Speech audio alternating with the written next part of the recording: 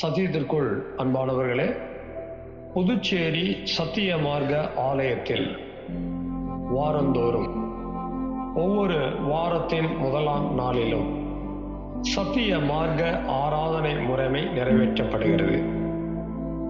சத்திய மார்க்க ஆராதனை முறைமையில் நிறைவேற்றப்படுகிற 3 சத்தியங்கள் மிக முக்கியமானது. 1, சுத்திகரிப்பின் செய்தி. 2, ஆராய்ச்சியின் செய்தி. 3, சத்திய தேவ செய்தி. இந்த 3 செய்திகளையும் யூடியூப் வழியாக உங்களுக்கு வழங்க ஆவியானவரால் வழிநடத்தப்படுகிறோம். இன்றைக்கும் நீங்கள் கேட்கிற இந்த சத்திய செய்தியினை கவனமாக கேளுங்கள். கருத்தாக சத்தியத்தின் ஆழங்களை கண்டுபிடியுங்கள்.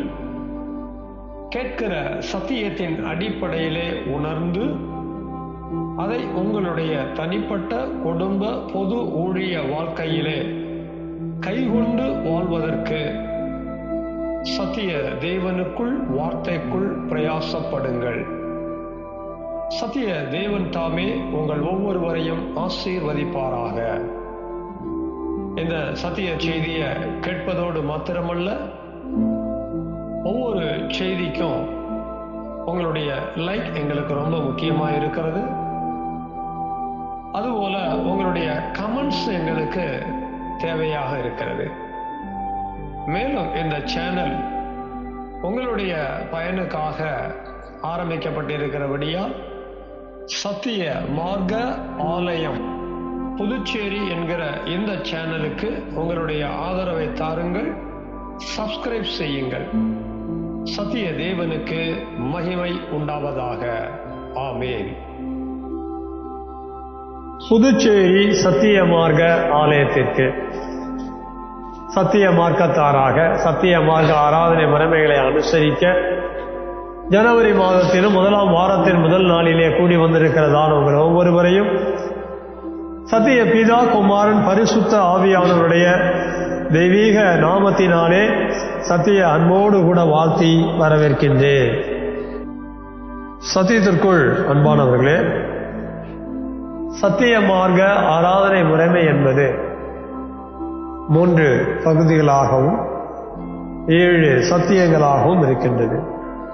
இதிலே நாம் முதல் பகுதியாக இருக்கக்கூடிய உட்பிரகாரத்திலே 2 சத்தியங்களிலே முதல் சத்தியமாக இருக்கக்கூடிய வெண்கல தொட்டிக்கு அடையாளமான சுத்திகரிப்பின் செய்தியை நாம் கேட்க இருக்கின்றோம்.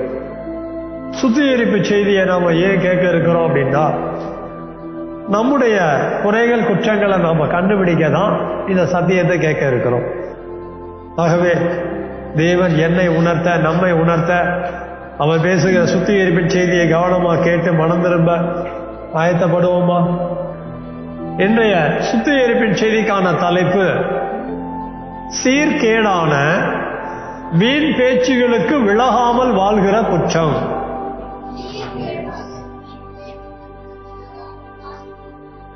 தலைப்பு எழுதிட்டோம் அப்படின்னா ஆதாரம் மற்றும் ஒத்து வசனங்களை சொல்றேன், எழுதுங்க.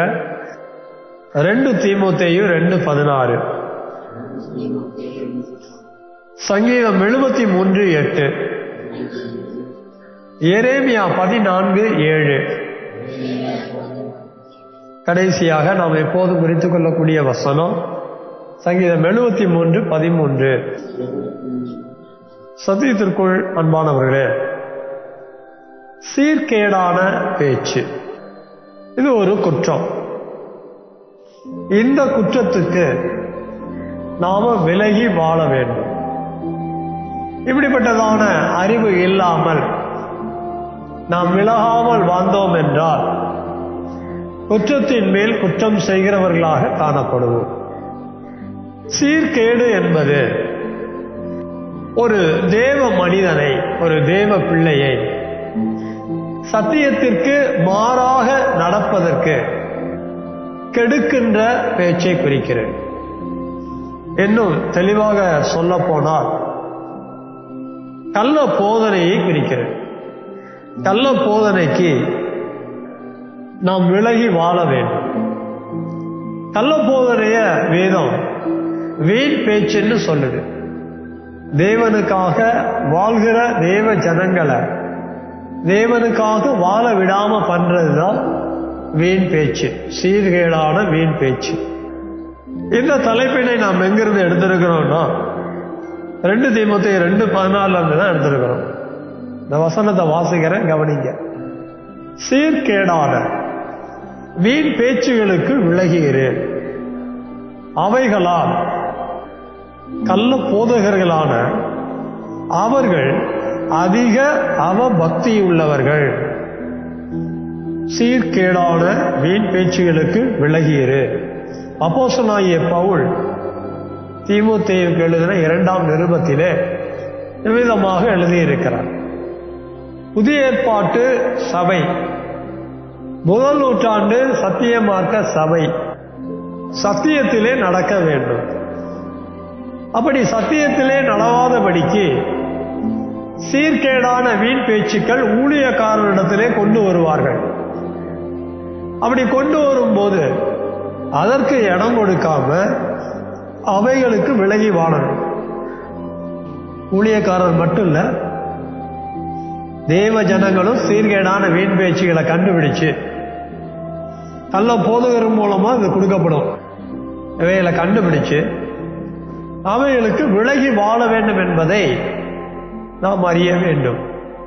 இந்த சீர்கேடான வீண் பேச்சுன்னு சொல்லப்படுகிற கள்ள போதனையை குறித்து வேதம் நமக்கு என்ன மாதிரி தெளிவுபடுத்துது அப்படின்னா, சங்கீதம் 73:8 வாசிக்கிறேன், கவனிங்க. அவர்கள் சீர்கெட்டு போய் அகந்தையாய் கொடுமையாய் பேசுகிறார்கள். முந்தின வசனத்துல சீர்கேடான வீண் பேச்சுன்னு பார்த்தோம். இந்த வசனத்துல சீர்கெட்டு போய், இது அவர்களுடைய ஆத்துமாவை குறிக்கிற ரகசியம். யாருடைய ஆத்துமால சத்தியத்துக்கு இடம் இல்லையோ அந்த ஆத்துமா சீர்கெட்டு போய் காணப்படும். அப்படி சீர்கெட்டு காணப்படும் போதுதான் ஆத்துமாலிருந்து ஆவியில பேச்சுல அந்த சீர்கேடான வீண் பேச்சு அகந்தையான கொடுமையான பேச்சா கூட வெளிப்படும். சத்தியத்துக்கு மாறா பேசுறது அகந்தையான கொடுமையான பேச்சா இல்லாம வேற என்னவா இருக்கும்? என்னைக்கும் கள்ள போதகர்கள் மத்தியில நாம அவர்களோடு பேசக்கூடிய ஒரு சந்தர்ப்பம் வந்துச்சு அப்படின்னா அவர்கள் அகந்தையா பேசுவாங்க, அதிக சினத்தோட பேசுவாங்க, கொடுமையா பேசுவாங்க. அதாவது யதார்த்தமா பேச மாட்டாங்க, அதிக கடுமையா பேசுவாங்க. தாங்கள் சொல்லுகிறது தான் சரிங்கிற மாதிரி பேசுவாங்க. அப்படி பேசக்கூடிய அளவிற்கு அவருடைய ஆத்துமாவானது சீர்கெட்டு போய் கிடக்குது. ஒவ்வொரு வசனத்தையும் சரியா கவனிக்கணும். சீர்கேடான வீண் பேச்சு யாருகிட்ட இருந்து வரும்னு பார்த்தா சீர்கெட்டு போன ஆத்துமாவை உடைய நபர்கிட்ட இருந்து தான் வரும். ஒருவருடைய ஆத்துமா சீர்கெட்டு போகும், ஒருவருடைய ஆவி சீர்கெட்டு போகும். அதே மாதிரி அந்த நபருடைய சரீரமும் சீர்கெட்டு போகும். இது அடுத்த வசனத்துல நம்ம விளங்கிக்கலாம். எரேமியா 14:7 கர்த்தாவே, எங்கள் அக்கிரமங்கள் எங்களுக்கு விரோதமாய் சாட்சியிட்டாலும் உம்முடைய நாமத்தின் நிமித்தம் கிருபை செய்யும். எங்கள் சீர்கேடுகள் மிகுதியாய் இருக்கிறது, உமக்கு விரோதமாய் பாவம் செய்தோம். சீர்கேடுகள் இங்கே பாவத்தோடு தொடர்பு படுத்தப்பட்டிருக்கிறது, பாவ கிரியைகளோடு தொடர்பு படுத்தப்பட்டிருக்கிறது, கள்ளத்தனமான நடக்கைகளோடு தொடர்பு படுத்தப்பட்டிருக்கிறது. இந்த 3 வசனங்கள் வழியாக நாம் என்ன விளங்கிக்கணும் அப்படின்னா, சீர்கெட்டு போன எண்ணம், அந்த சீர்கெட்டு போன எண்ணம் தான் சீர்கெட்டு போன வார்த்தையா வீண் பேச்சா வெளிப்படும். அப்படி வெளிப்படுவதோடு மட்டுமல்லாமல் சீர்கெட்ட நடக்கையையும் பாவ கிரியைகளையும் வெளிப்படுத்தக்கூடியதாக மாறும். இதை நம்ம அறியாம சீர்கெட்டு போன அக்கிரமத்துக்கும் சீர்கெட்டு பேசுகிற வீண் பேச்சுக்கும் மீறுதலுக்கும் சீர்கெட்டு நடக்கிற பாவத்துக்கும் தேவ ஜனமா சத்திய மார்க்க ஜனமா நாம விளைவாத அறிஞ்சிருக்கணும். சத்திய மார்க்க சபைக்கு வரும்போது இங்க சொல்றதையும் கேட்டுக்கிறது. யாராவது பைபிள் எடுத்து சீர்கெட்ட வீண் பேச்ச சத்தியம் அல்லாத ஒன்றை சத்தியம் போல பேசினா அதையும் ஏத்துக்கிறேன். அப்படி அதை ஏத்துக்கிட்டா என்ன நிலைமை?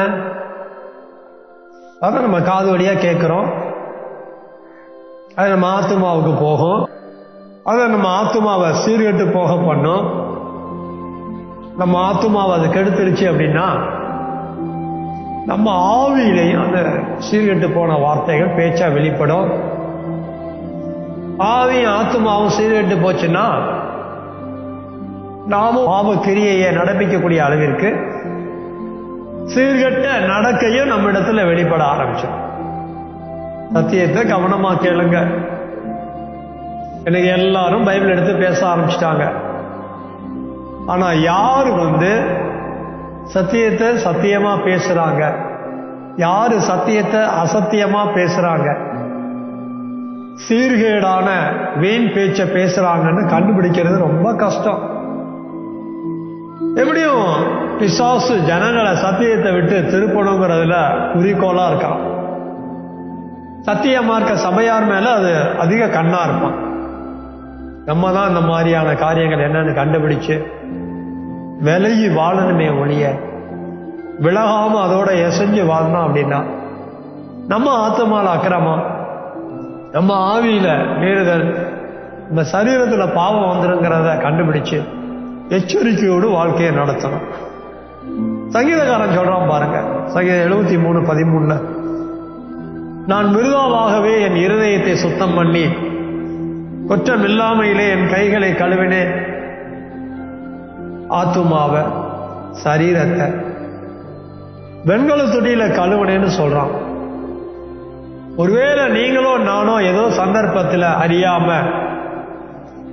சீர்கெட்டு போன ஆத்துமா, சீர்கெட்டு போன ஆவியை உபயோகப்படுத்தி வீண் பேச்ச பேசுகிறத கண்டுபிடிக்காம எங்கேயாவது ஒரு இடத்துல அதுக்கு இடம் கொடுத்து நாமும் சீர்கெட்டு போய் நடக்கக்கூடிய ஒரு செயலுக்குள்ளாக போயிருக்கிறோமா அதை கண்டுபிடிச்சு இப்படி ஆவியில உண்டான மீறுதல்களை, ஆத்துமால உண்டான அக்கிரமங்களை, சரீரத்தில் உண்டான பாவங்களை நாம கழுவிக்கொள்ள குற்றமில்லாம என்று எழுதப்பட்டிருக்கிற வெண்கல தொட்டி அண்டையில சேர எல்லாரும் கல்வாரி வெண்கல தொட்டி அண்டையில வருவோமா? எல்லாரும் எழுப்பி நிற்போம்.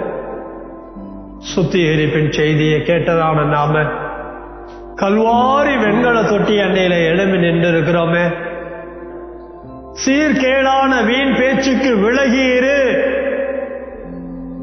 முதல் நூற்றாண்டு சபைக்கு ஒரு எச்சரிப்பா எழுதப்பட்டிருக்கிறது. அன்றைய நாட்களிலே இப்படிப்பட்ட ஒரு காரியம் இருந்திருக்குன்னா ஏன் இன்றைய காலகட்டங்கள்ல சீர்கேடான வீண் பேச்சுக்கள் சொல்லப்படுகிற கள்ள போதகர் மூலமாக வெளிப்படுகிற கள்ள போதனை இருக்காதா? எல்லாரும் பைபிள தான் பேசுறாங்க, எல்லாரும் வசனம் தான் பேசுறாங்க.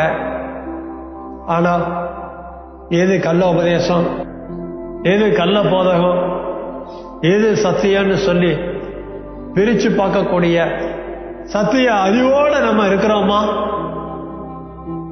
சீர்கேடான வீண் பேச்சு என்பது கள்ள போதகங்கிற மீறுதலை குறிக்கிறது. கள்ள போதகங்கிற மீறுதலை யாரால பேச முடியும்னா யாரோட ஆத்துமா அக்கிரமமா இருக்குதோ, யாரோட ஆத்துமா கெட்டு போயிருக்கிறதோ அவங்க தானே அதை பேச முடியும். இருதயத்தின் நிறைவினால் வாயானது பேசும் என்று எழுதியிருக்கிற பிரகாரம் கள்ள போதவருடைய இருதயத்திலிருந்து கள்ள ஆவி சீர்கேடான வீண் பேச்சு வெளிப்படுமே.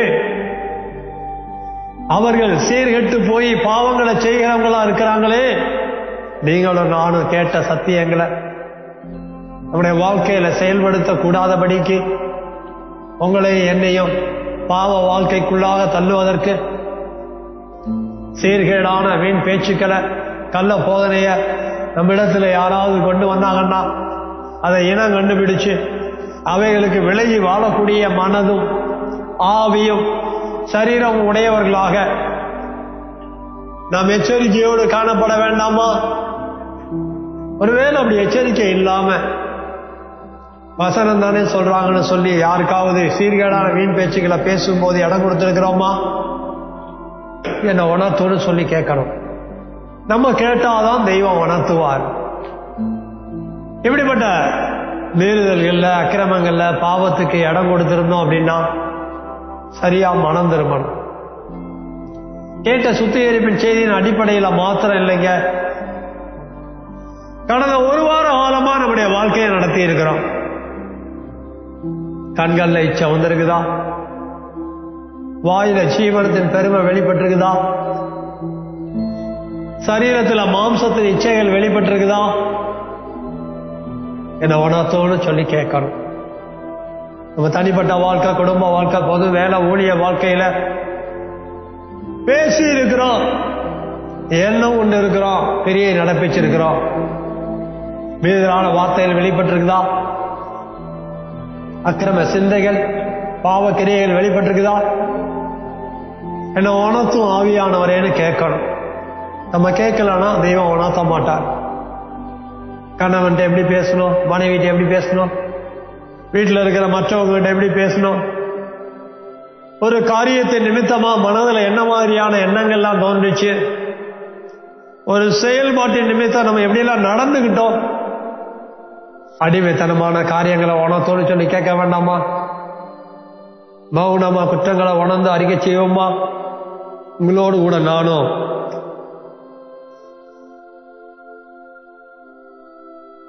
பாவங்களை மறைக்கிறவன் வாழ்வடைய மாட்டான், அவைகளை அறிக்கை செய்து வெட்டி விடுகிறோன்னா இரக்கம் பெறுவான் என்று எழுதி இருக்கிறதே. நம்முடைய குற்றங்களை உணர்ந்து அறிக்கை செய்திருக்கிறோம்னா கல்வாரி வெண்கல தொட்டி எண்ணெயிலே கழுவப்பட ஒவ்வொருவரும் ஒப்பு கொடுக்கலாமா? ஒப்பு கொடுக்கிற ஒவ்வொருவருக்காவும் செவிக இருக்கு. சத்திய தகப்பனே, சத்திய குமாரனே, சத்திய ஆவியானவரே, இவ்வளவு கள்ள போதனைக்கு நாங்க எச்சரிக்கையா இருக்கணுங்கிறத உணர்த்தி இருக்கிறீங்க. அவைகளில் இருந்தும் நாங்கள் எச்சரிக்கப்பட்ட உணர்ந்து அறிக்கை செய்திருக்கிறோம். எங்களுடைய குற்றங்களை எல்லாம் உணர்ந்து அறிக்கை செய்திருக்கிறோம். எங்களுக்காக கல்வாரி சிலுவையில மரித்து ஜீவனை விட்ட இயேசுவின் ஜீவனால கழுவப்பட நாங்கள் ஒப்பு கொடுத்திருக்கிறோம். ஆண்டவரா, சத்திய தகப்பனே, சத்திய குமாரனே, சத்திய ஆவியானவரே, எங்களுடைய குறைகளை, குற்றங்களை, அடிமைத்தனங்களை எல்லாம் உணர்ந்து அறிக்கை செய்திருக்கிறோங்க. நீர் அறிவீர். கல்வாரியில் எங்களுக்காக ஜீவனை கொடுத்த கர்த்தராகிய இயேசுவின் நாமத்தினால் எங்களை மன்னிங்க. அவர் எங்களுக்காக கொடுத்த ஜீவனால எங்களை கழுவுங்க. வெளியேற பெற்ற ஆவி, வெளியேற பெற்ற ஆத்தும தண்ணீர், வெளியேற பெற்ற ஜீவ ரத்தத்தினால எங்களை கழுவுங்க. எபேசியர் 5:26, 1 Corinthians 6:11, 1 யோவான் 1:7 உடைய சத்திய வசனத்தினால எங்களை சுத்தம் பண்ணுங்க. நாங்கள் வேண்டிக் கொண்டபடியே நிச்சயத்தை விசுவாசிக்கிறோம். சத்திய இயேசுவின் நாமத்தில் சத்திய ஆவியான துணையோடு ஜெபிக்கிறோம். சத்தியம் உள்ள பிதாவே, ஆமென், ஆமென்.